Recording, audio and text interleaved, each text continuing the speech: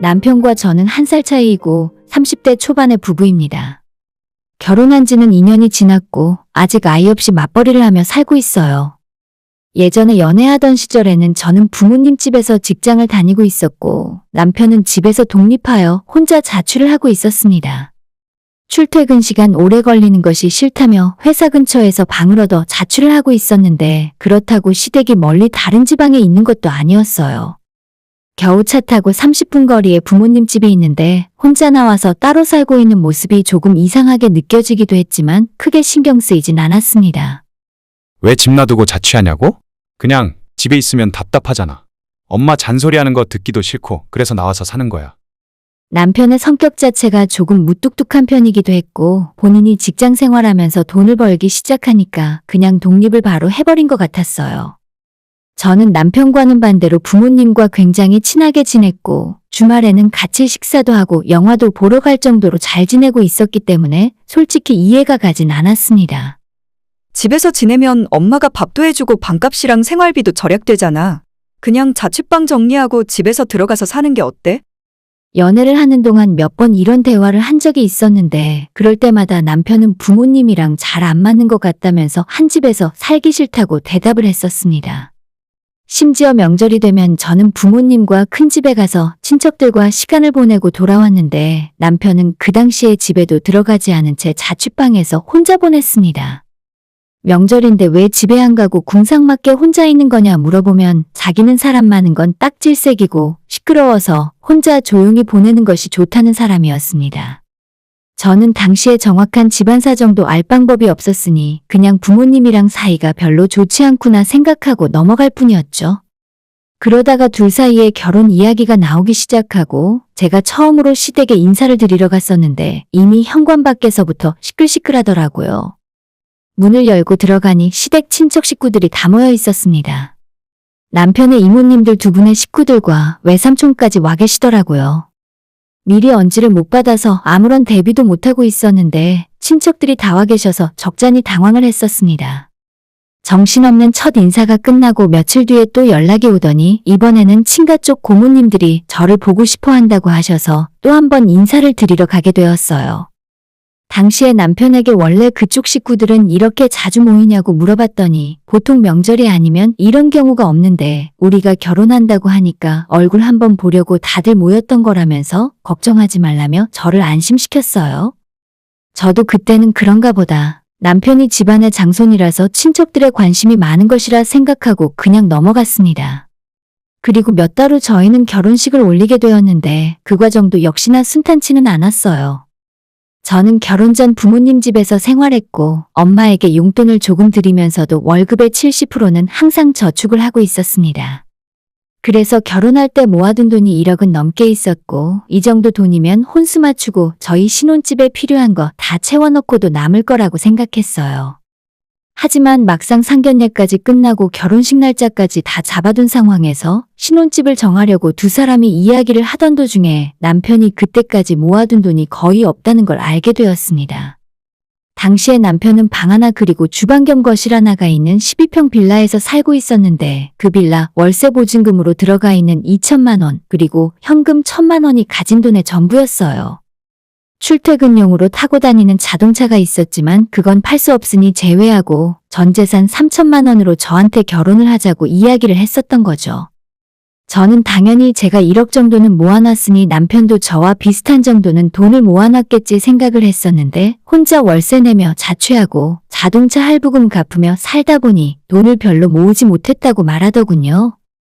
3천으로는 아무리 대출을 받는다고 해도 도저히 전셋집 하나 구하기 힘든 돈이었고 제가 어처구니 없어 하자 시댁에서 2천을 더 지원해 주셔서 총 5천만 원의 전세 대출을 1억 더 받아서 조금 낡고 오래됐지만 방 2개 있는 15평 빌라 전세를 얻을 수 있었습니다. 그리고 제 돈으로 혼수를 맞추고 들어갔는데 집이 워낙 좁고 방도 없으니 혼수를 대단하게 할 수도 없었습니다. 필수 가전제품들 구입하고 나니 2천만 원이 채 안 들어갔는데 나머지 돈은 남편에게도 이야기하지 않고 따로 통장에 모아두고 있었어요. 나중에 집을 사게 된다면 그때나 꺼내놓을 심산이었습니다. 크게 가진 거 없이 결혼했지만 같이 살다 보니 처음엔 너무 좋았어요. 맞벌이를 하니까 주머니 사정이 넉넉했고 적금을 붓고 나서도 생활비가 충분해서 갑자기 부자가 된 기분이 들었죠. 신혼 때는 남편과 외식도 자주 하고 주말에는 가까운 곳으로 드라이브도 다니면서 즐겁게 지냈습니다. 그런데 저희 결혼 생활이 1년 정도 지났을 때부터 남편은 조금씩 처음 보는 모습을 보여주더라고요. 예전에는 명절에도 부모님 댁에 가기 귀찮다고 추석 설날에 혼자 집에서 라면이나 끓여 먹던 사람이었는데 하루아침에 자기 부모를 엄청 챙기기 시작했습니다. 퇴근하는 길에 시부모와 같이 저녁 식사를 하자면서 저까지 불러서 외식을 하러 가질 않나, 둘이 같이 주말 데이트를 하다가도 좋은 곳 맛있는 곳을 발견하면 다음에 엄마 데리고 와야겠다는 소리를 자주 할 정도가 되었죠. 특히 주말이 되면 저까지 같이 끌고 시댁을 찾아가서 시부모님과 식사를 하고 모시고 드라이브를 하러 간다든지 집에서 같이 TV를 보며 시간을 보내더라고요. 안 하던 짓을 하는 남편 때문에 스트레스를 정말 많이 받았지만 주위에 먼저 시집갔던 언니들에게 물어보니 원래 남자들이란 결혼하고 나면 철들어서 효도하려고 한다는 말에 그냥 그러려니 하고 맞춰주며 넘어갔어요. 남편은 정말 시댁도 자주 찾고 용돈도 몰래 자주 드렸고 시부모님은 물론이고 동생이나 친척들까지 챙기는 살뜰한 모습을 보였습니다. 시댁 사정에 대해서 조금만 이야기를 하자면 아버님은 저희 결혼하기 1년 전에 명예퇴직을 당하시고 지금은 이런저런 배달 일을 하고 계세요. 일하는 만큼 돈을 받는 택배 배달 일도 하시고 음식도 배달하십니다. 아무래도 연세가 있으셔서 일을 하루 종일 하시진 못하고 몇 시간씩 나눠서 하시기 때문에 벌이가 많지는 않은 것 같아요. 게다가 위험하기도 하고 어떨 때는 밤늦게 새벽에 나가서 일을 하시는 경우도 있어서 이래저래 걱정스럽습니다.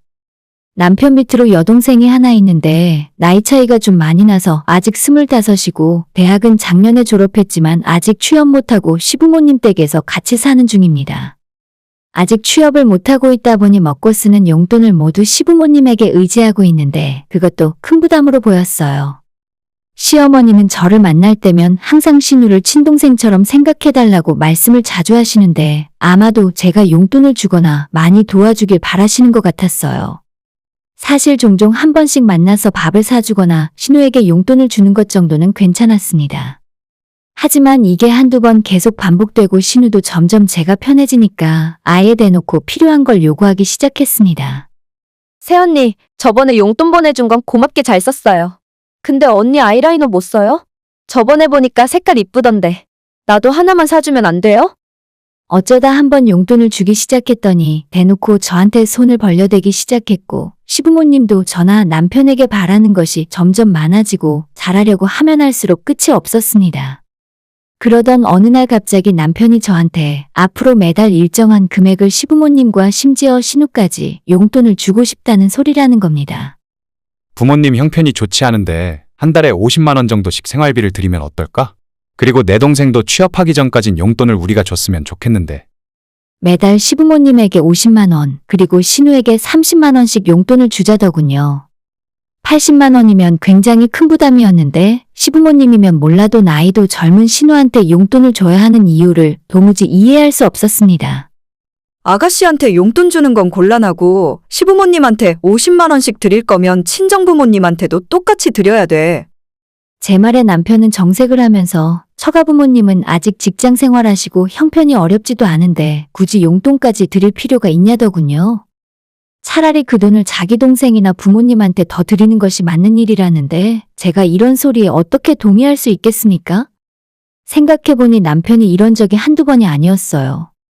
저는 하루가 멀다 하고 시댁 집안 모임에 끌고 다녔으면서 제 부모님이 밥이라도 한번 같이 먹자고 부르면 자기는 불편하다며 쏙쏙 빠져나갔습니다. 특히 올 여름에 친정엄마 생신이었는데 남편은 그날 회사에서 늦게까지 잔업을 한다면서 용돈 20만 원 보내고 퉁치더라고요. 하지만 그건 역시 거짓말이었고 잔업을 한다던 그 시간에 시댁에서 저녁 먹고 늦게까지 TV 보며 놀다가 집에 들어왔던 것이었어요. 그때도 남편이랑 정말 많이 싸웠었는데 다시는 안 그러겠다고 싹싹 빌어서 한번 용서해주고 넘어갔었습니다. 어떻게 할 수는 없어서 결국 제가 참은 거지만 마음 한구석에 남편에 대한 믿음과 신뢰가 많이 깨어진 상태였어요. 결국 그 앙금은 쉽게 풀리지 않았고 올 여름 휴가조차 저는 친정 부모님과 보내고 남편은 시댁 식구들이랑 따로 보내게 되었어요. 서로 말은 먼저 꺼내지 않았지만 불편한 감정을 숨기며 지내고 있었는데 얼마 전에 남편이 어이없는 소리를 하는 겁니다. 시댁 쪽 친척분들이 다 같이 설악산으로 단풍여행을 간다고 하면서 식구들이 다 같이 가니까 저희 부부도 함께 오라고 초대를 했다네요. 지금 남편이랑 몇 달째 분위기도 안 좋고 시댁 식구들 여행에 정말 제가 껴서 같이 가고 싶은 마음이 하나도 없었습니다. 집안 어른들만 10분 정도 가시는데 거기에서 제가 완전 막내 중에 막내잖아요? 시부모님 빼고 시댁 친척들은 자주 얼굴 보면서 친해진 사이도 아니고 제가 거기 가면 어른들 심부름이나 하면서 잔소리 듣고 올 게 뻔한 일이었습니다. 남편에게 나는 몸도 안 좋고 이번 시댁 가족여행에는 안 가고 싶으니 빼달라고 이야기를 했더니 남편은 갑자기 펄펄 뛰며 난리가 났습니다. 사실 저희 시부모님은 교회를 다니시기 때문에 집안에 제사가 없고 추석과 설날 명절이 되면 친척 식구들 다 같이 모여서 음식 해먹는 것 정도로 끝이에요. 그런데 갑자기 그 이야기를 저한테 꺼내면서 너가 우리 집에 시집와서 하는 게 뭐가 있냐고, 자기네 집에 제사도 없고 아무것도 안 하는데 고작 가족여행 하나 가기 싫다고 할 거라면 앞으로 서로 상대방 가족은 없는 셈 치고 살자더군요. 남편도 친정 식구들 안 보고 살고 저보고도 시댁 식구 없는 셈 치고 살라고 하네요. 아무래도 제가 시부모와 시누에게 용돈 주지 말라고 한 것 때문에 이야기가 여기까지 오게 된 것 같은데 이 모든 상황이 저에게는 너무 어처구니가 없었어요. 저는 저대로 남편의 그 말을 듣자마자 서운하고 화가 나서 따졌습니다. 내가 지금까지 당신네 집안 행사에 빠진 적 있어? 사실 당신네 집안에 제사만 없지 크게 작게 모이는 일이 얼마나 많았는데? 오히려 매주 만나서 식사 대접하고 때마다 기념일 챙기는 게 더 힘들어. 서로 이렇게 자존심 세우면서 말싸움을 하다가 남편에게 당신은 결혼하고 나서 우리 부모님한테 해준 게 뭐가 있냐고 따지고 물었더니 남편 한다는 소리가 자기 부모는 결혼할 때 2천만 원이라도 보태줬는데 너희 부모는 뭘 해줬냐고 하는 겁니다. 야, 차라리 이혼하자 이혼해. 내가 뼈 빠지게 돈 벌어서 우리 엄마 내 동생 용돈도 마음대로 못 주는데 뭐하러 너랑 같이 살겠냐? 여기 내 돈이랑 우리 부모님이 해주신 집이니까 너가 나가. 사람이 너무 화가 나고 어이가 없으면 눈물도 안 나온다는 걸 그때 느꼈어요. 이까지 코딱지만한 15평 빌라 가지고 유세는 왜 그리 떨고 있는지. 남편한테 오만정이 다 떨어지고 내가 지금까지 뭐하러 시댁 식구들한테 잘해주려고 노력했을까 하는 회의감마저 들었습니다. 남편이 집을 나가라고 하자마자 부글부글 화가 나는 게 아니라 온몸에 피가 싹 빠져나가는 느낌이 들면서 오히려 제 머릿속은 차분해졌어요. 그래 알겠어. 내가 짐 싸서 나갈게. 조만간 이삿짐 센터 불러서 혼수까지 전부 가지고 나갈게. 이혼 서류는 당신이 만들어서 보낼래? 나도 시간 끌고 싶지 않으니까 바로 도장 찍고 끝내자. 라고 남편에게 이야기해놓고 안방에서 여행 가방을 꺼내 제 옷이랑 화장품 등을 챙기고 있으니까 남편이 이건 아니다 싶었는지 짐 싸고 있는 저를 막아서면서 이게 지금 뭐 하는 짓이냐고 뜯어말렸습니다. 너 내가 나가란다고 진짜 나가게? 말싸움하다가 화가 나서 그냥 해본 소린데. 너는 진짜 나랑 이혼할 생각이었어? 저 지금까지 아무리 억울한 일 당했어도 이혼 생각만큼은 한 번도 해본 적 없었어요. 못난 사람이건 제 생각과 완전 다른 사람이 됐건 간에 결혼했으니 책임지고 끝까지 살아야 한다는 마음으로 이혼은 생각도 안 하고 살았었는데 남편의 입에서 먼저 이혼 이야기가 나오니까 솔직히 냉정해지더라고요. 까짓 거 이혼하지 뭐. 이혼이 별건가? 내가 왜 지금까지 이 꼴을 참으면서 살고 있었을까? 라는 생각이 들면서 진짜 끝내야겠다는 생각이 처음으로 들었습니다. 남편이 아무리 저를 붙들고 사과하고 막아서도 이젠 돌이킬 수 없었습니다. 대충 간단한 짐만 챙겨서 친정아빠한테 전화를 걸었어요. 지금 빨리 나 좀 데리러 오라 해서 아빠 차에 짐 싣고 그대로 친정으로 가버렸습니다. 돌아오는 차 안에서 아빠한테 모든 사실을 이야기했고 집에 도착해서 엄마한테도 최근 몇 달 동안 있었던 일들을 말씀을 드리는데 이제서야 이혼하는구나 실감이 나더라고요. 결혼 생활 2년 동안 별별 일이 다 있었지만 아무리 억울하고 화가 나도 눈물 한 번 안 흘리고 꾹 참고 살았습니다. 마지막까지 울면 내가 지는 거라는 생각으로 억울하고 분해도 끝까지 참았어요. 남편이 다음날 친정부모님 집에 찾아와서 한 번만 저를 만나게 해달라며 싹싹 빌었는데 이미 때는 많이 늦었죠. 저는 물론이고 저희 부모님마저 이혼하고 그 집안이랑 인연 끊고 살라고 하신 뒤였어요. 아파트 현관문조차 열어주지 않아서 남편은 저랑 말 한마디 못하고 쫓겨나 버렸고, 그 이후 시어머니한테서 전화가 오고 아버님이랑 신우, 심지어는 이모님들한테까지 전화가 왔었지만 전부 받지 않았습니다. 남편에게 이혼 서류 보내라고 계속 독촉하고 있는데 일단 집으로 돌아와서 이야기하자는 소리뿐이었습니다. 결국 제가 먼저 나서서 움직였고 이혼 변호사 찾아가서 상담받고 남편에게 소송으로 갈 수도 있다고 이야기했더니 그제서야 차라리 협의 이혼으로 끝내겠다며 같이 가정법원 방문해서 협의 이혼으로 끝낼 수 있었어요. 이제는 완전히 남남이 되었고 다신 남편과 시댁 식구들의 얼굴을 보고 싶지 않아요. 빠르게 모든 이혼 과정을 마무리할 수 있었고 이제는 제 원래 생활로 돌아가고 싶어요. 제가 먼저 양보하고 시댁 인간들한테 잘해주면 남편도 저와 친정부모님에게 똑같이 해줄 거라고 생각했습니다. 하지만 뻔뻔한 건 그 집안 내력인지 전혀 그렇게 생각 안 하더라고요. 겨우 2년 조금 넘게 결혼 생활했지만 미련 두지 말고 하루빨리 끝내는 게 나은 선택이었던 것 같아요. 오늘의 사연은 여기까지입니다. 구독과 좋아요, 알람 설정 부탁드려요. 다들 행복하시고 좋은 하루 되세요.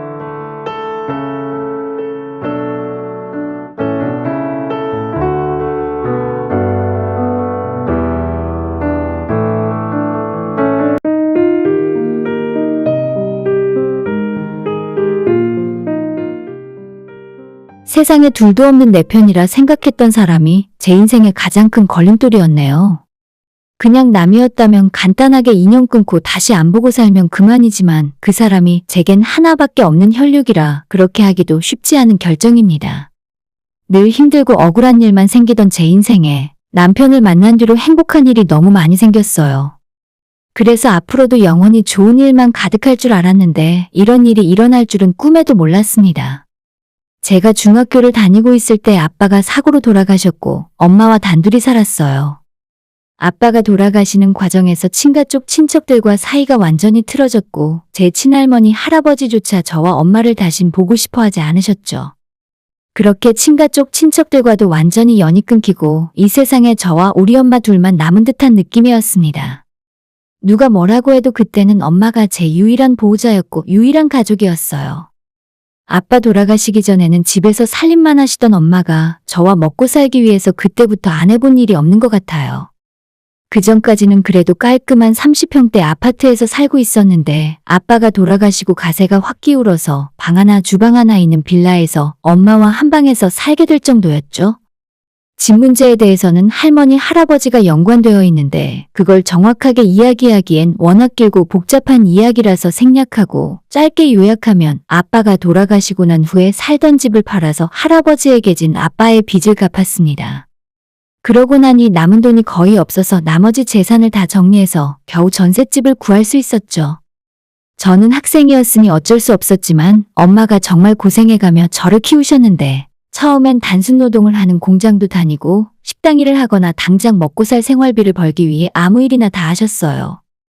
그러다가 돌아가신 아빠의 친구분이 저희 모녀의 소식을 듣고 본인이 운영하시는 회사에 엄마를 고용하셔서 그 뒤로는 안정적으로 살 수 있었어요. 많은 월급은 아니었지만 일이 힘들지 않았고 매일 5시에 퇴근해서 엄마가 일찍 끝났기 때문에 오후에 다른 아르바이트를 하나 더 하실 수 있었습니다. 그렇게 번 돈으로 제가 고등학교 들어가서 학원도 다녔고 저도 악착같이 공부해서 엄마가 원하는 좋은 대학에 들어갈 수 있었죠. 대학을 졸업하고 엄마가 일하고 있던 아빠 친구분의 회사에 제가 사무직으로 입사를 하게 되면서 제 인생이 180도 달라졌어요. 사실 저는 더 좋은 회사를 갈 수 있는 자격이 있었지만 엄마와 떨어져서 살고 싶지 않았고 세상에 우리 둘만 있다고 생각했기 때문에 같은 회사를 다니면서 함께하고 싶었습니다. 회사에서는 수출 관련 업무를 제가 담당하게 되었고 생각보다 업무 처리 능력이 좋았었는지 사장님이 저를 예쁘게 보셨어요. 돌아가신 아빠와 가장 친한 친구 중 한 명이었던 사장님은 정말 제 인생의 은인이라고 할 수 있을 정도로 엄마와 저에게 잘해주셨습니다. 저도 그만큼 사장님의 회사에 보답을 하기 위해서 정말 열심히 일했어요.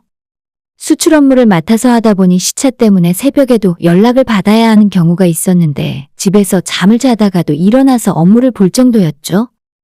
당연히 능력과 열정을 인정받았고 연봉도 대기업만큼은 아니지만 아쉽지 않게 받았습니다. 엄마와 저는 같이 돈을 모아서 좁디 좁은 빌라를 탈출했고 대출을 조금 낄 수밖에 없었지만 25평 아파트로 이사를 가서 살았어요. 예전에 아빠와 셋이 살던 30평대 아파트보다는 작았지만 거의 10년 만에 구겨졌던 제 삶이 다시 조금 펴진 것처럼 느껴졌습니다.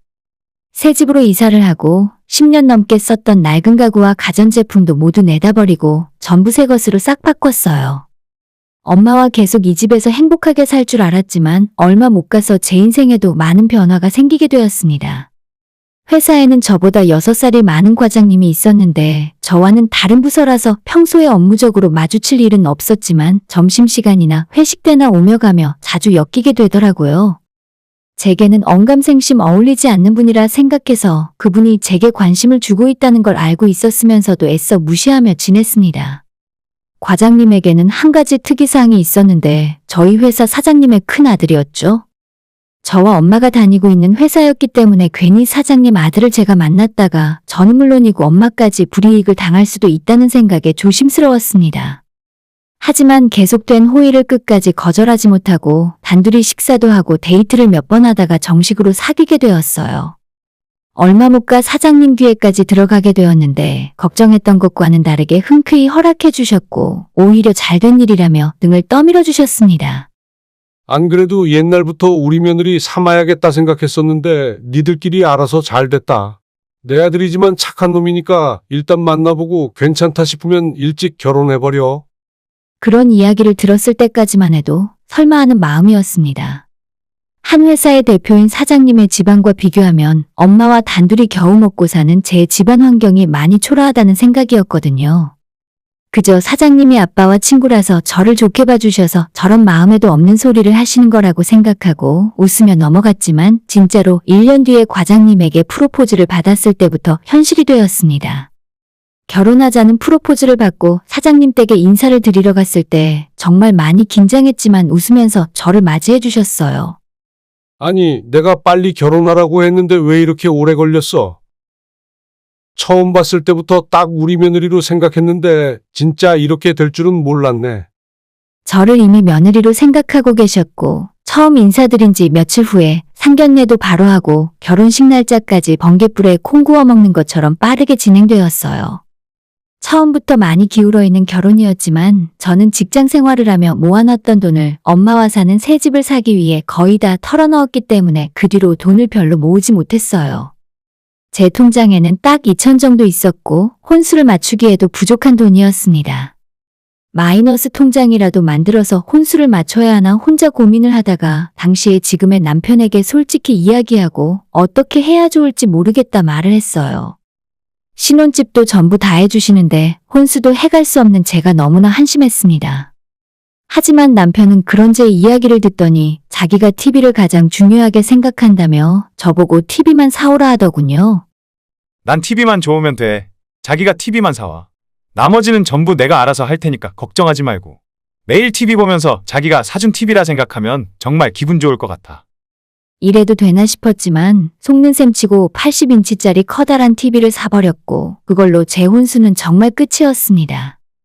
시부모님이 신혼집을 해주셨고 남편이 나머지 혼수를 전부 마쳤어요. 제가 TV 사고 남은 1200만 원 정도를 남편에게 통장채로 주었지만 남편은 결혼 생활에 비자금이 어느 정도는 있어야 한다면서 저보고 그냥 갖고 있으라 하더군요. 너무 고마웠고 앞으로 결혼 생활하면서 내가 남편과 시댁에 더 잘해야겠다는 생각이 들었습니다. 제가 사장님 아들과 결혼하겠다고 이야기를 했을 때부터 저희 엄마는 갑자기 시댁 재산에 관심을 많이 보이셨어요. 그 집에 가봤니? 아파트야? 단독주택이야? 몇 평 정도 되어 보이니? 처음에는 엄마도 내가 부잣집에 시집 간다고 하니 신나고 신기해서 그러신가 보다 생각하고 말았는데 어느 순간부터 관심이 선을 넘는다고 느껴졌어요. 시댁에서 사준다고 하는 집이 몇 평인지 얼마짜리인지 대출은 끼고 사는 건지 현금인지 이런 것들 하나하나에 집착하고 궁금해하기 시작하셨고 결혼 전 가끔 저희 집으로 남편을 데리고 오면 회사에 1년 매출이 얼만지 물어보시질 않나. 옆에서 듣는 제가 부끄러워질 정도로 돈에 집착하는 모습을 보였습니다. 어쩔 수 없이 제가 엄마에게 결혼 전 신신당부를 했고 시댁 재산과 우리 집안은 아무 상관이 없으니 절대 아무런 기대도 하지 말라고 못을 박았죠. 엄마, 진짜 나를 생각해서라도 제발 그러지 마. 그 집의 재산이 얼만지 얼마나 버는지 엄마가 그걸 왜 궁금해? 엄마는 알겠다고 대답은 했지만 불안한 마음이 사라지진 않았어요. 결혼하기 직전 남편의 제안으로 엄마를 회사에서 그만두게 했고 그 대신 남편이 엄마에게 매달 생활비로 200만 원씩 드리기로 했습니다. 지금까지는 괜찮았지만 결혼하고 나면 장모 사위 관계 그리고 사장님과는 사돈 관계가 되는데 한 회사에서 같이 일을 하는 것이 불편할 것 같다는 게 그 이유였어요. 대신 저는 하고 있는 수출 업무가 중요하기도 하고 남편을 도와 회사 일을 같이 배우라는 말씀에 따라 계속 회사에 남아 있었습니다. 엄마는 일을 하지 않아도 월급을 그대로 받을 수 있어서 너무나도 좋아하셨고 자기가 딸을 잘 키워서 말년에 호강한다는 말을 항상 입에 달고 사셨어요. 엄마가 좋아하는 모습을 보면서 저도 기분이 좋았지만 한편으로는 괜히 이러다가 무슨 일이 생기지는 않을까 하는 불안한 마음도 동시에 들었습니다.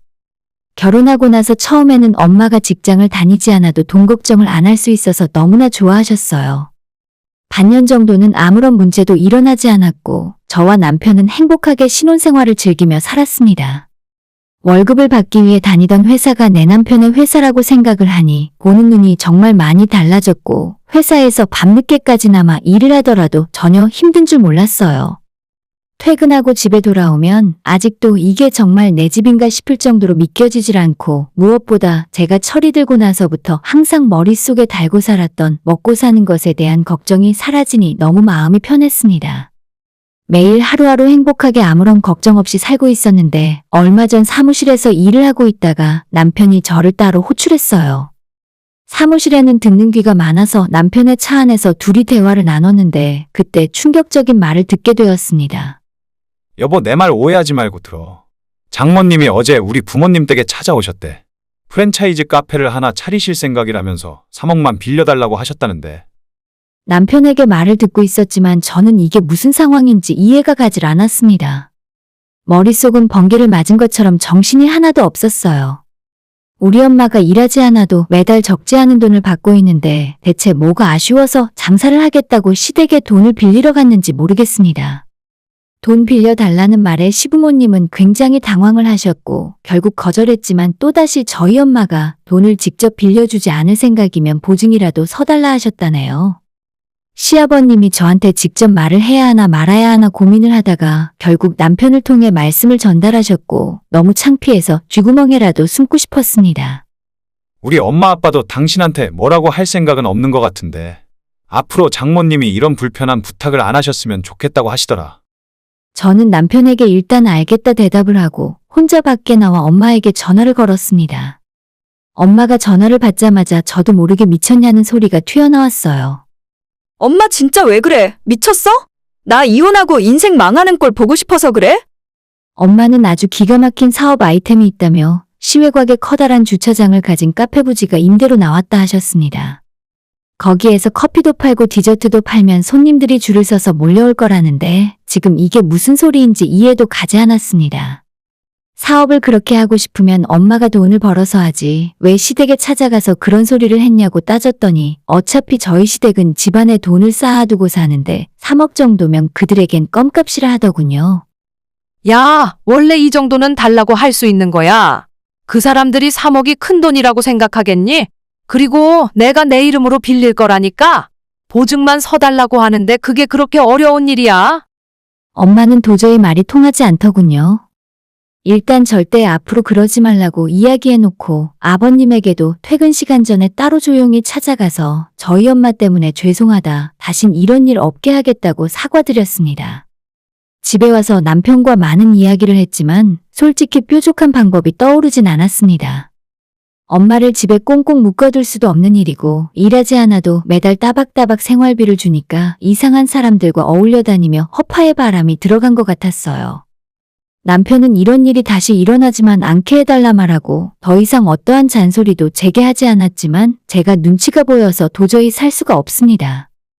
예전에는 전혀 그런 게 없었는데 엄마가 사고치고 난 이후에 회사에 출근해서 아버님을 만나면 너무 어색해서 눈도 못 마주치겠고 남편과도 뭔가 보이지 않는 벽이 생긴 것 같은 기분이었어요.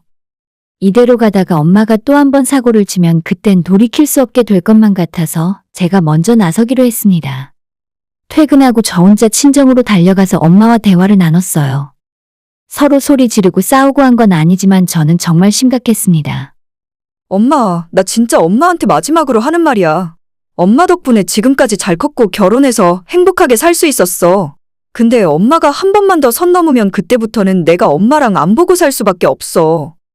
엄마한테 마지막이라 생각하고 경고를 날렸고 엄마는 제 말에 반성을 하고 수긍을 하는 것이 아니라 오히려 저한테 화를 내는 겁니다. 내가 너를 어떻게 키웠는데? 내 인생 포기하면서 너를 대학까지 다 졸업시켰잖아. 엄마 덕분에 부잣집에 시집 갔으면 내가 이런 말 하기 전에 너가 먼저 키워준 은혜를 갚아야 하는 거 아니냐? 그 말 듣자마자 엄마와 대화로 풀어나가는 건 포기했고 지금까지 남편이 보내주고 있던 생활비도 끊고 앞으로 나는 엄마 연락을 받지 않을 거라 했습니다. 나도 엄마 안 보고 살 거고 남편이랑 시댁 식구들한테도 엄마랑 인연 끊었다고 할 거야. 앞으로 엄마 알아서 살아. 카페를 차리건 빵집을 차리건 이제 엄마 마음대로 해. 그렇게 말을 하고 집으로 돌아왔고 남편에게 앞으로 엄마한테 전화가 오더라도 절대 받지 말라고 말을 해뒀습니다. 생활비도 당분간 내가 이야기할 때까지 보내지 말라고 했더니 그래도 장모님 생활이 달린 문제인데 어떻게 그러냐 하더군요. 엄마가 먹고 살기 위해 열심히 직장을 다닐 때는 이런 소리를 안 하더니 큰돈은 아니지만 먹고 사는 문제가 해결되니까 자꾸 이상한 생각을 하는 것 같아요. 남편에게는 내가 다 책임질 거고 우리 엄마 나쁜 버릇 고치려면 이 방법밖에 없는 것 같으니 협조를 해달라고 부탁했습니다. 그렇게 엄마 생활비를 끊은 지 지금 2달이 되었고 처음엔 엄마한테 전화가 와서 저를 천하에 둘도 없는 불효녀라고 욕을 하시더니 결국 지난주에 못 버티고 잘못했다 살려달라 싹싹 빌며 전화를 하셨어요. 마음 같아서는 엄마는 더 정신 차려야 한다고 나가서 일해서 돈 벌어서 먹고 살라 하고 싶은데 그래도 하나뿐인 제 엄마라 매정하게 끊어내진 못하겠네요. 남편에게 이야기해서 엄마도 많이 반성하고 있고 다신 그때와 같은 일은 없을 테니 이번 달부터 다시 생활비 보내드리자고 이야기했습니다. 남편은 그동안 신경이 많이 쓰였다면서 그날 바로 엄마에게 돈을 보내주었습니다. 이번이 마지막 기회인 만큼 엄마가 제발 정신을 차리고 그만하셨으면 좋겠어요. 오늘의 사연은 여기까지입니다. 구독과 좋아요, 알람 설정 부탁드려요. 다들 행복하시고 좋은 하루 되세요.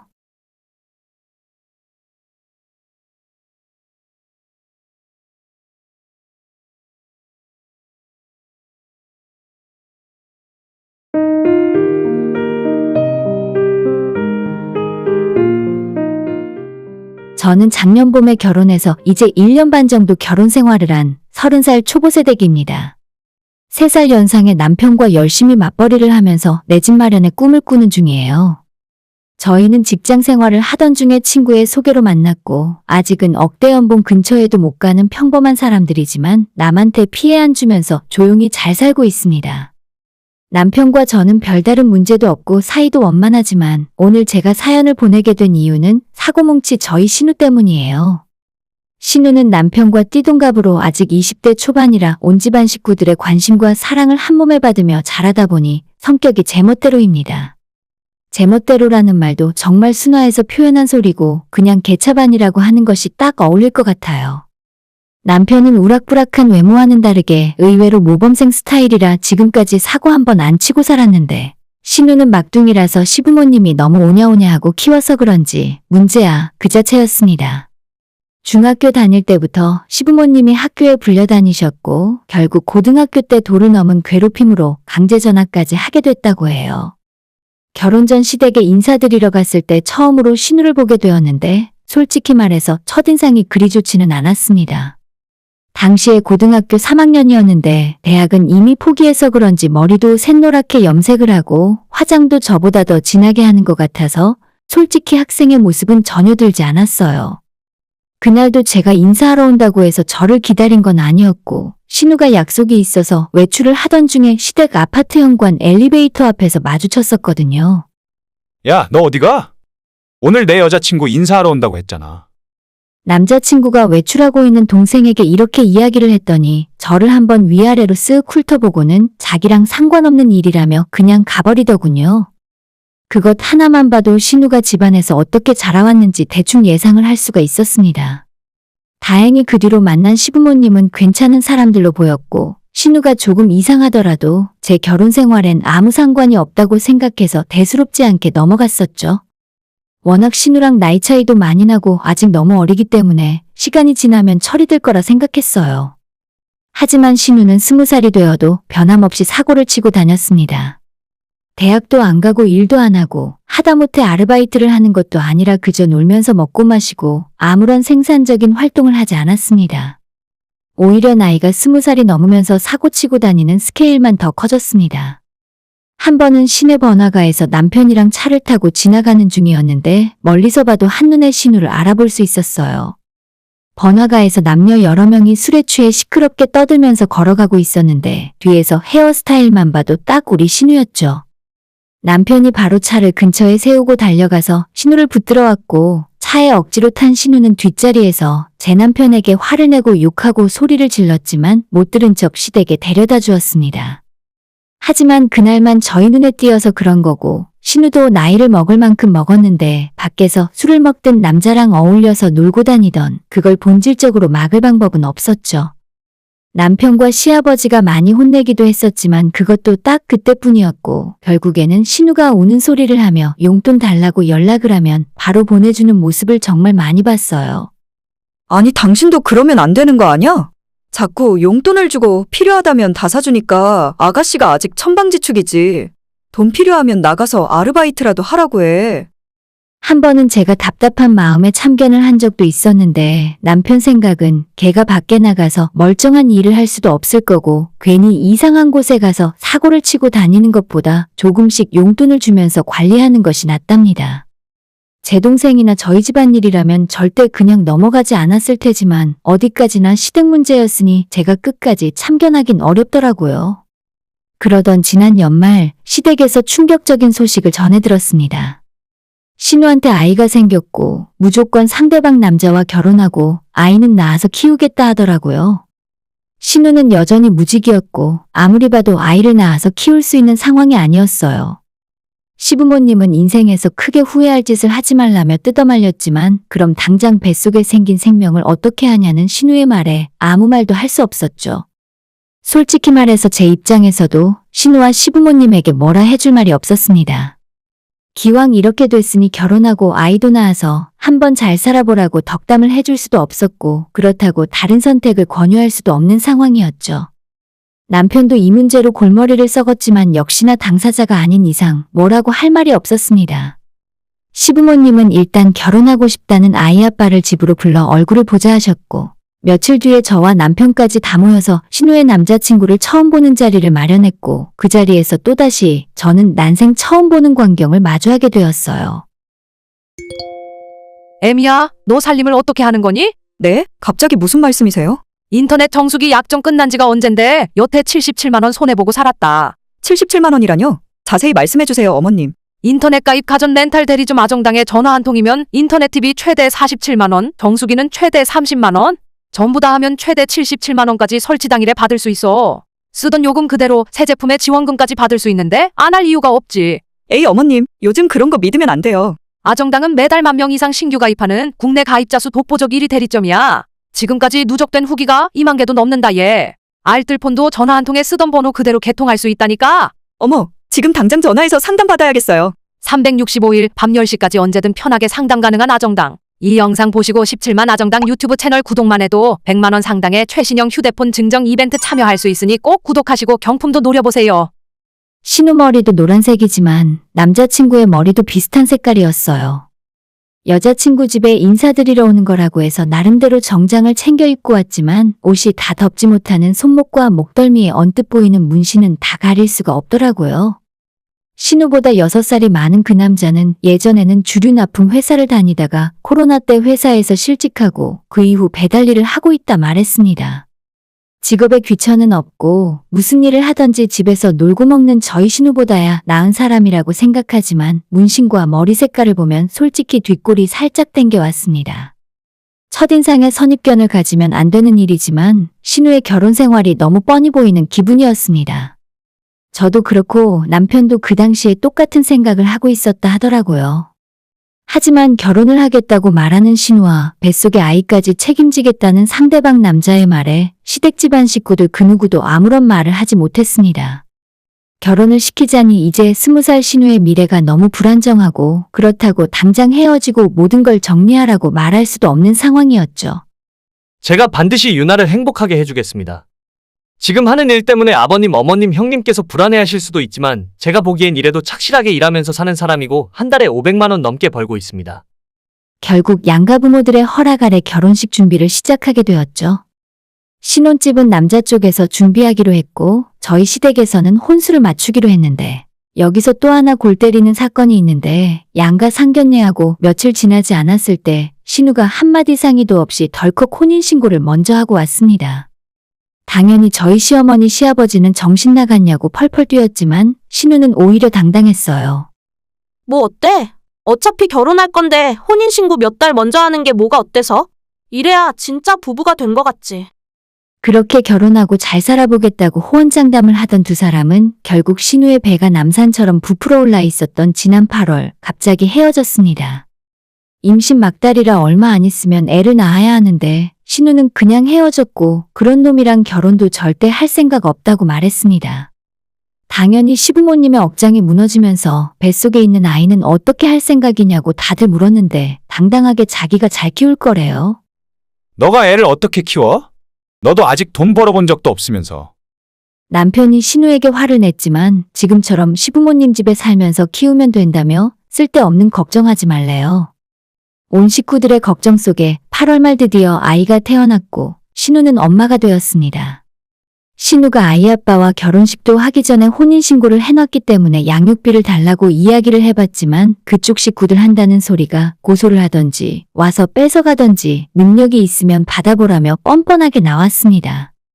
뒤늦게 알고 보니 핸드폰 요금 연체부터 카드값도 밀려있고 거의 신용불량자 직전의 상태였고 당연히 모아둔 재산이고 뭐고 아무것도 없는 인간이었어요.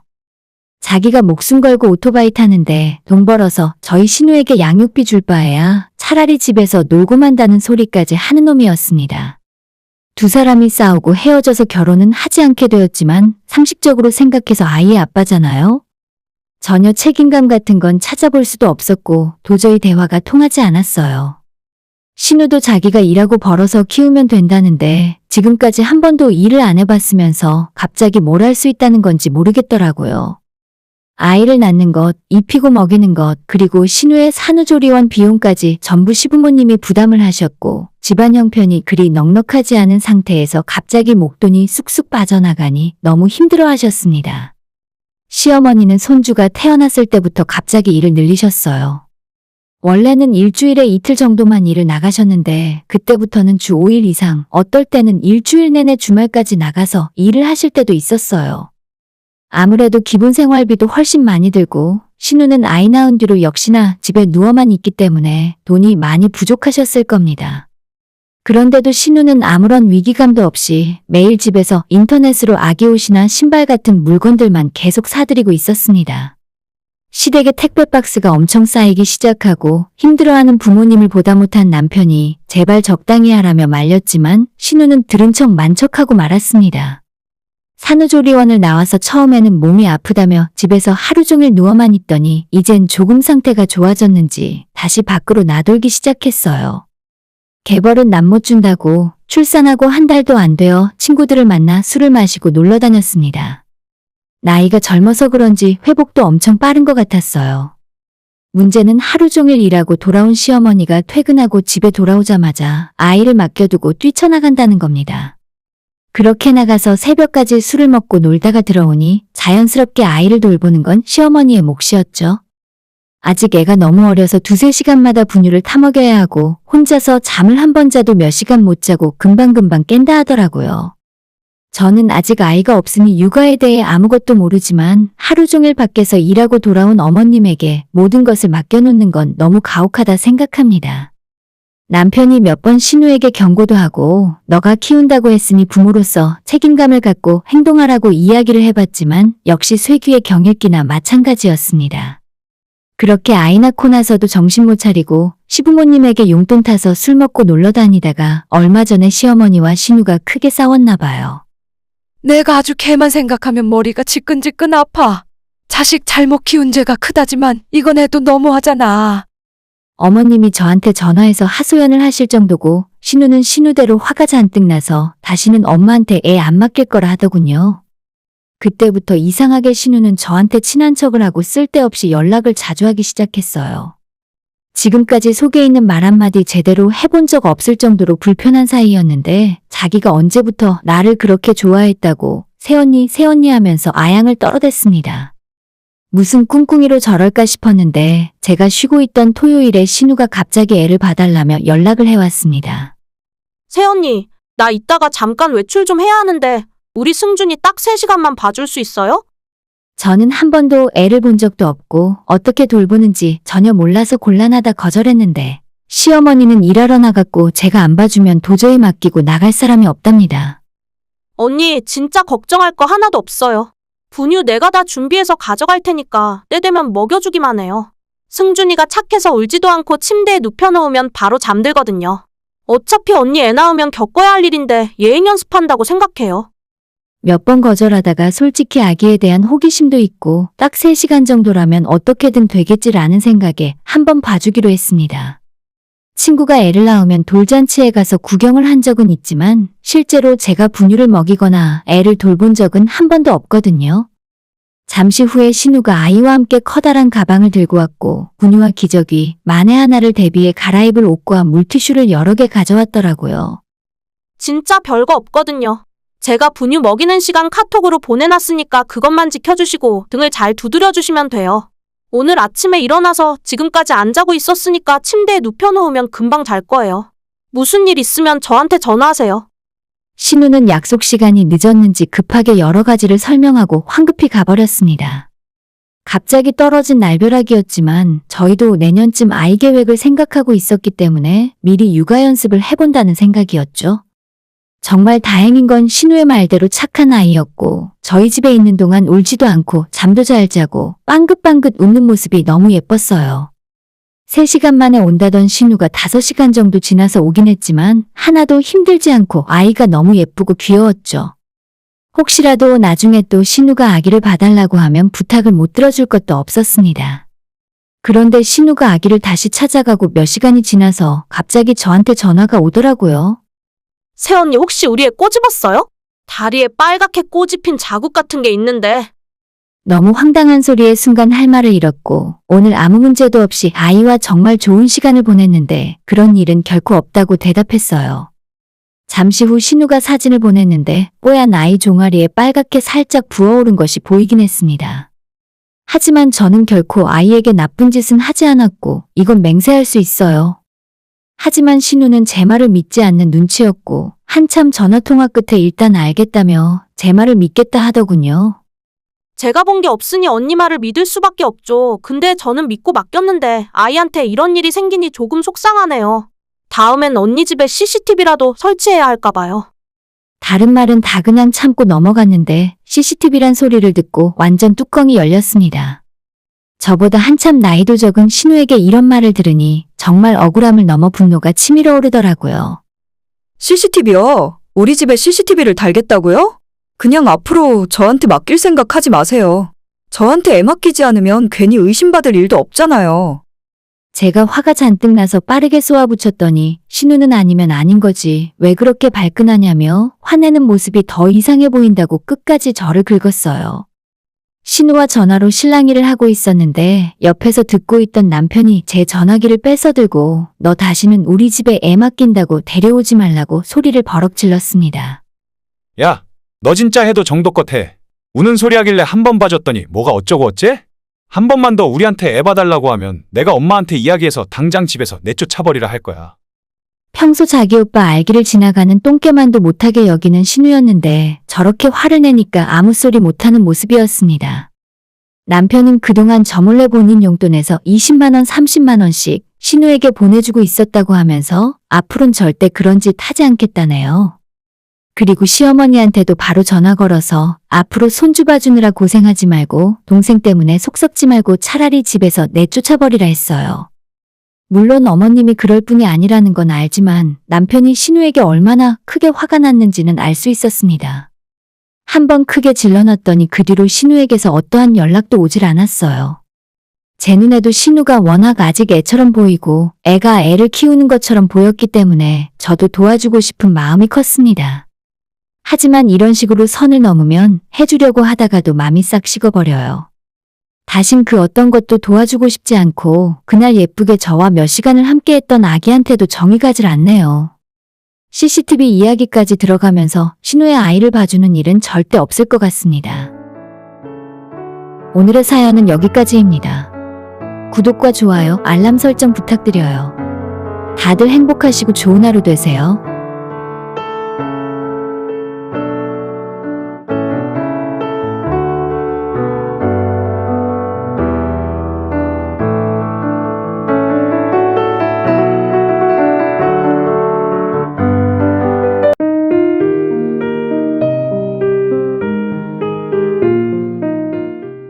지난 여름 3년 만난 남자친구에게 프로포즈를 받았고 내년 봄에 결혼을 할 예정이었습니다.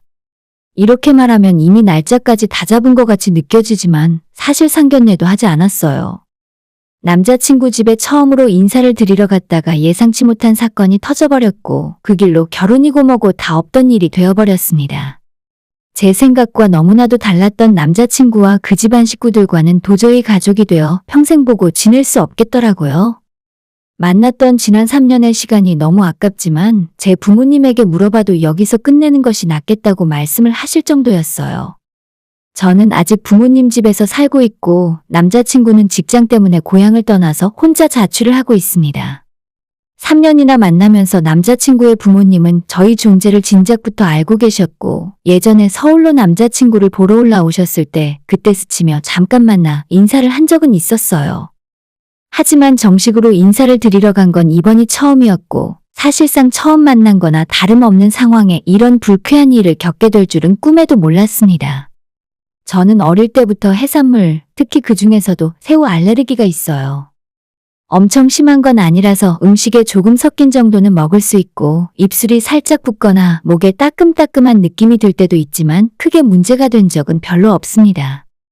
그런데 예전에 한번 알레르기를 만만히 보고 부모님과 서해안으로 놀러 갔다가 조개구이와 대하소금구이를 먹었던 적이 있었는데 맛만 조금 본다는 것이 제 생각보다 많이 먹게 되었나 봐요.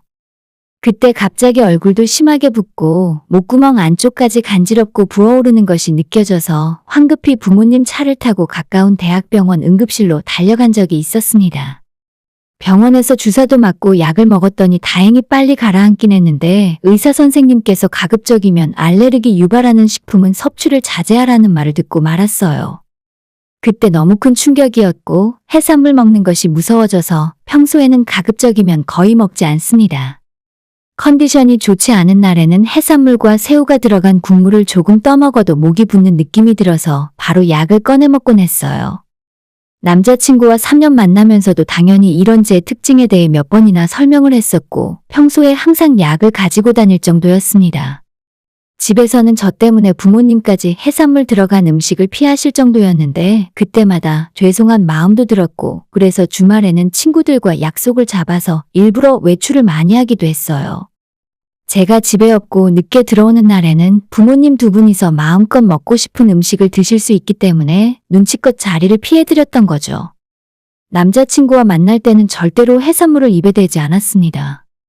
급성 알레르기 반응이 올라오면 얼굴이 퉁퉁 붓고 가볍게 입술이 붓더라도 제가 보기에 흉측해질 정도라서 그런 모습은 절대 보여주고 싶지 않았거든요. 남자친구는 회나 초밥 같은 해산물을 좋아했었는데 저를 만나는 3년 동안은 데이트할 때 한 번도 그런 음식은 먹어본 적이 없습니다. 저를 배려해주는 모습에 항상 미안하면서도 고마운 마음이었고 남자친구가 제게 프로포즈를 했을 때도 가장 걱정했던 건 먹는 음식일 정도였죠. 나랑 결혼하면 평생 오빠가 좋아하는 회도 못 먹고 초밥도 못 먹을 수 있는데 그래도 괜찮아? 남자친구는 그런 건 전혀 상관없다고 대답했고, 정 먹고 싶으면 낮에 회사 점심시간에 먹거나 회식 때 먹으면 되니까 괜찮다고 말했습니다. 그런 모습들이 정말 나를 아끼고 사랑한다고 느끼게 해줬고, 제가 이 사람과 결혼을 결심하게 된 계기가 되었던 것 같아요. 남자친구의 본가는 아래쪽 바닷가 지방입니다. 정확히 어느 지역이라고 말하긴 그렇고 바닷가 근처에 커다란 항구도 있어서 그런지 평소에 해산물을 즐겨 먹는다네요. 남자친구 본인도 대학 들어와서 혼자 자취하기 전까지는 밥상에 항상 생선이 올라올 정도로 흔한 음식이었고 요즘에도 밖에서 해산물을 돈 주고 사 먹으면 조금 아깝다는 생각이 들 정도로 많이 먹고 자랐다고 합니다. 남자친구 부모님이 종종 반찬을 보내주시는데 저와 오래 사귀고 있다는 걸 알고 계시니까 어떨 때는 저 먹으라고 음식을 같이 보내주신 적이 있어요. 게장을 보내주신 적도 있고 작년 김장철 직전에는 그 동네에 새우젓이 유명하다며 저희 엄마 가져다 주라고 새우젓을 보내주시기도 했죠. 물론 저는 못 먹는 음식이지만 부모님은 굉장히 좋아하셨고 잘 드셨기 때문에 너무나도 감사한 마음이었습니다. 받고 그냥 넘어갈 수는 없어서 저도 남자친구 부모님에게 한우를 사서 택배로 보내드리기도 했었어요. 그런데 이번에 결혼을 진행하게 되면서 남자친구네 집으로 인사를 드리러 가야 하는데 그 전에 한 가지 걱정되는 것이 있었습니다. 남자친구 어머님이 음식을 굉장히 잘하시는 편으로 각종 김치는 물론이고 게장이나 젓갈 같은 것도 직접 만들어서 드실 정도라 하더라고요. 제가 인사드리러 내려간다고 하면 분명히 밥상을 떡 벌어지게 차려주실 텐데 그 지역의 각종 해산물들로 상을 차려주실 것이 안 봐도 뻔한 일이었어요. 먹으면 10중 8구 사고가 날 것 같고 그렇다고 알레르기 때문에 차려놓은 음식에 손도 대지 않으면 저를 예의 없는 사람이라고 생각하실 것 같았습니다. 혼자 고민을 하다가 저희 부모님에게 어찌해야 하냐고 물었더니 처음부터 사실대로 이야기하고 음식을 가려 먹으라고 하셨어요. 너가 다른 이유도 아니고 몸이 아파서 그런 건데 어쩌겠니? 그쪽에서도 이해해 주시겠지. 하지만 제 생각은 조금 달랐던 것이 원래 어른들은 눈으로 직접 보기 전까지는 믿지 않으시잖아요. 제가 밖에서 밥을 먹을 때 음식에 새우나 해산물이 들어가 있으면 손도 대지 않고 맨밥에 김치만 먹고 마는데 그런 제게 항상 잔소리가 날아왔어요. 골고루 먹어야지. 알레르기? 그런 거 아무것도 아니야. 조금씩 먹어 버릇하면 알레르기도 점점 사라진다니까. 자, 이거 하나만 먹어봐. 제가 안 된다고 해도 막무가내로 제 밥 위에 음식을 올려놓으실 때가 있어서 회사에서 회식을 할 때도 직장 상사들로부터 멀리 피해서 앉고 반찬 편식한다고 식당 아주머니에게 잔소리 들은 것도 셀 수 없이 많습니다. 이상하게도 우리나라 사람들은 알레르기가 있다고 하면 심각한 일이 아닌 줄 알아요. 저는 생명까지 위험할 정도라서 항상 약을 챙겨 다닌다고 말을 하고 가방에서 진짜 약통을 꺼내서 보여줘야 그나마 이야기가 나오지 않습니다. 남자친구의 부모님도 비교적 시골에 사시는 분들이고 평생 바닷가 근처에서 사셨기 때문에 해산물을 못 먹는다고 하면 이해를 못 해주실 것 같았습니다. 제가 예전부터 해산물을 먹을 수 없는 체질이라고 말씀을 드려왔는데도 불구하고 아직까지 남자친구에게 반찬을 보내주실 때 저 먹으라고 따로 싸주시는 것만 봐도 대충 어떤 성격이실지 예상을 할 수 있었습니다. 그래서 어쩔 수 없이 남자친구에게 이야기를 할 수밖에 없었어요. 오빠 진짜 미안한데 다음 주에 어머님 댁에 인사드리러 가잖아. 내가 해산물 알레르기 때문에 음식 잘 못 먹을 수도 있다고 말씀 좀 드려줘. 음식 준비 많이 해놓으실 것 같은데 내가 못 먹으면 눈치 보이잖아. 남자친구는 제 말을 듣더니 안 그래도 엄마가 제가 인사드리러 온다고 해서 맛있는 음식 많이 준비해 놓겠다고 하셨답니다. 자기 약 가지고 다니잖아. 우리 엄마가 정성스럽게 음식 준비해 놓으실 텐데 그냥 조금씩 먹는 척이라도 해. 그 말을 듣고 솔직히 조금 황당했었고 알레르기라는 것이 약을 먹는다고 해서 말처럼 그렇게 쉬운 일이 아니라고 대답했지만 끝까지 이해하지 못하는 눈치였습니다. 일단 알겠다고 대답하길래 더 이상 말은 하지 않고 넘어갔는데 솔직히 마음은 조금 불안했습니다. 일주일이 지나고 약속한 날이 되어 제 부모님이 남자친구 부모님께 선물로 가져다 드리라고 한우를 사주셔서 들고 내려갔습니다. 평소에 반찬을 가끔 보내주셨기에 그 답례였어요.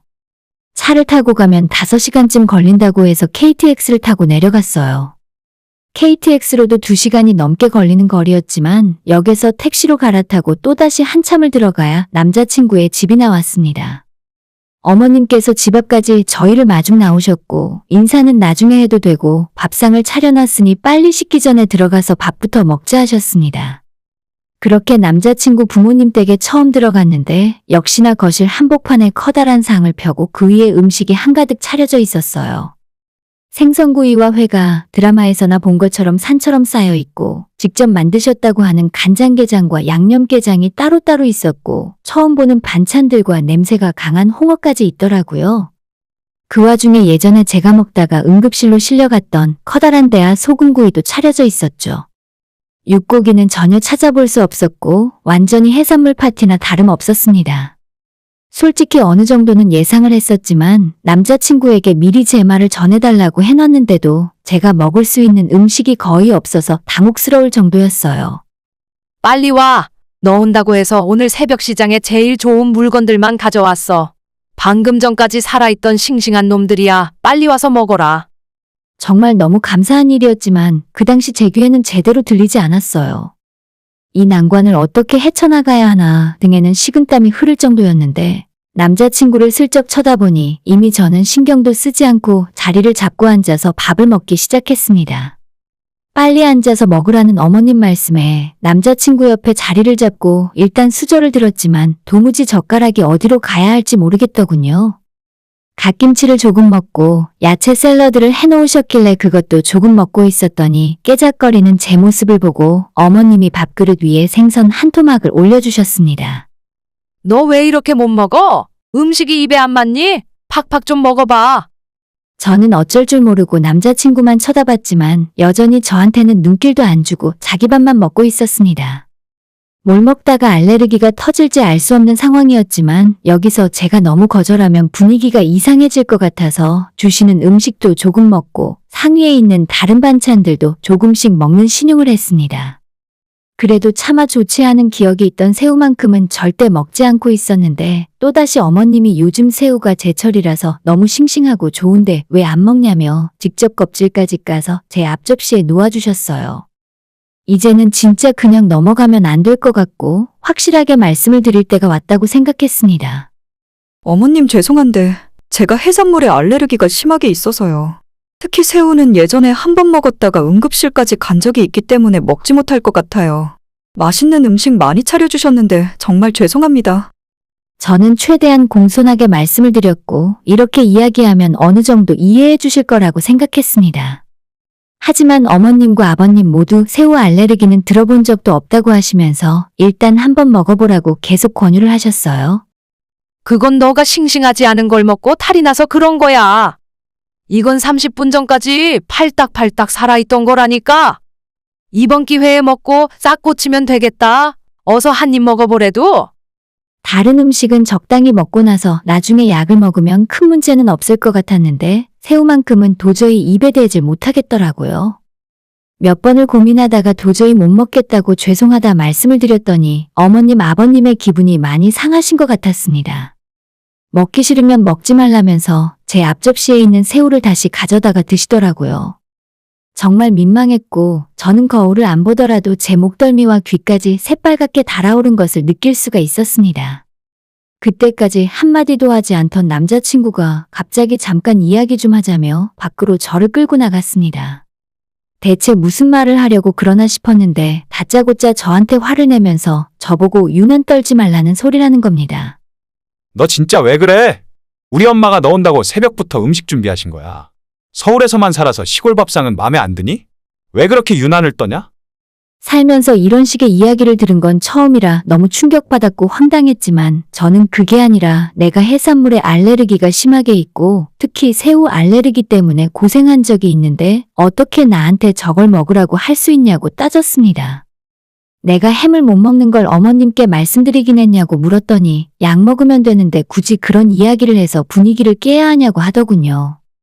분위기가 문제가 아니라 저는 죽고 사는 문제지 않습니까?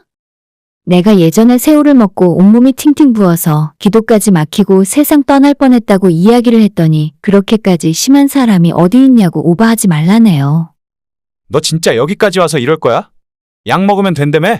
오늘 하루만 그냥 먹고 이따 약 먹으면 되잖아. 남자친구의 이 말을 듣고 솔직히 마음에서 뭔가 무너져 내리는 기분이 들더라고요. 이 사람은 제 건강 상태에 대해서는 안중에도 없고 자기 엄마 기분이 우선이구나 싶었어요. 솔직히 약을 먹으면 새우를 먹어도 문제가 생길지 아무 일도 없을지 모릅니다. 컨디션이 좋은 날에는 어느 정도 먹어도 아무렇지 않아요. 그런데 제가 제 목숨을 걸고 그런 모험을 할 수가 없잖아요. 분명히 여기 내려오기 전에는 잘 보이고 싶은 마음에 너무 긴장도 했었고, 제가 내년에 이 남자와 결혼을 한다는 것을 의심조차 해본 적이 없었는데 한순간에 너무 낯설게 느껴졌습니다. 나 오빠랑 결혼 안 할래. 이런 식으로는 절대 안 될 것 같아. 나 먼저 올라갈 테니까 오빠는 나중에 알아서 올라와. 집에 들어가서 제 가방 챙기고 놀란 눈으로 저를 쳐다보고 있는 남자친구의 부모님에게 소란 피워 죄송하다고 꾸벅 인사드리고 바로 돌아 나왔습니다. 뒤따라오며 저를 붙잡는 남자친구를 뿌리치고 택시를 잡아타고 역으로 달려갔어요. 그리고 혼자 KTX를 타고 서울로 돌아왔습니다. 집에서 부모님에게 그날 있었던 일들을 말씀드렸더니 세상에 그런 정신 빠진 놈이 어디 있냐며 절대 결혼하지 말라고 하시더라고요.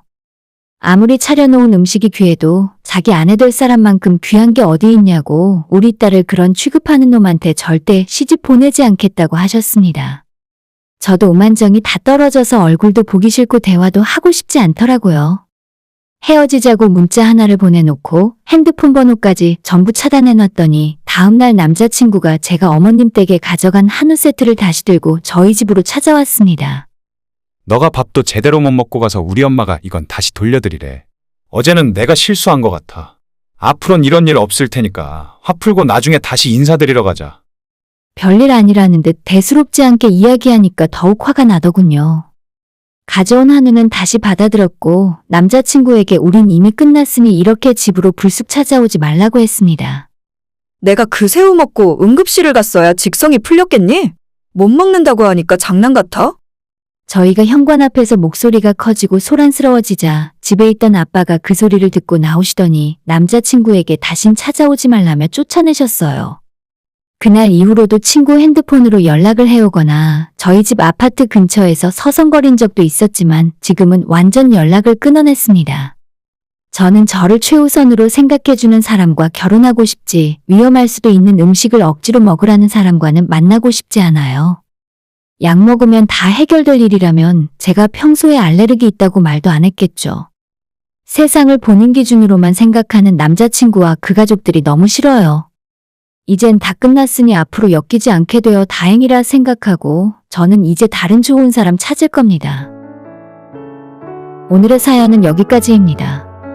구독과 좋아요, 알람 설정 부탁드려요. 다들 행복하시고 좋은 하루 되세요.